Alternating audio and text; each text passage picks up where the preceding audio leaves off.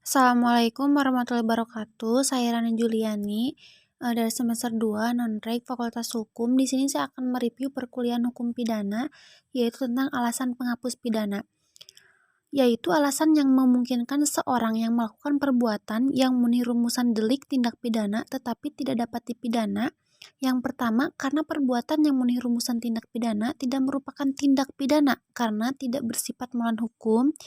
Dan yang kedua, perbuatan tersebut tidak dapat dikualifikasikan tindak pidana sehingga tidak adanya kesalahan, dan atas dasar itulah doktrin atau ilmu hukum membedakan atas alasan pemaaf dan alasan pembenar.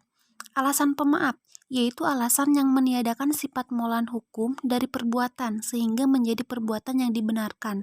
Atau alasan pembenar juga terbagi menjadi daya paksa atau keadaan darurat diatur dalam pasal 48 KUHP, dan yang kedua bela paksa pasal 49 KUHP, dan yang ketiga melaksanakan perintah undang-undang, dan yang keempat perintah jabatan yang sah pasal 51 ayat 1 KUHP. Dan yang kedua alasan pembenaran khusus terdiri dari yang pertama dokter dan para saksi yang menghadiri perkelahian pasal 186 ayat 1 KUHP, dan yang kedua pencemaran demi kepentingan umum atau karena terpaksa untuk membela diri dan pasal 310 ayat 3 KUHP. Dan yang ketiga yang dihina karena putusan hakim yang menjadikan tetap dinyatakan bersalah atas hal yang dituduhkan, yaitu pasal 314 KUHP. Dan yang ketiga yaitu adanya alasan pembenar di luar undang-undang. Yang pertama, kewenangan jabatan seperti dokter, apoteker, dan yang kedua fungsi negatif dari sifat melawan hukum material seperti dokter hewan dan Markus Effendi. Di sini juga ada tentang daya paksa. Daya paksa merupakan adalah setiap kekuatan atau setiap paksaan, setiap tekanan yang tidak dapat ditahan. Dalam doktrin, daya paksa terbagi menjadi dua. Yang pertama ada daya paksa absolut, yaitu daya paksa yang tidak bisa ditahan baik secara fisik maupun psikis. Yang kedua, daya paksa relatif, yaitu daya paksa yang masih dapat ditahan dengan berbuat lain, tetapi yang tidak melakukan perlawanan sehingga perlu dilawan.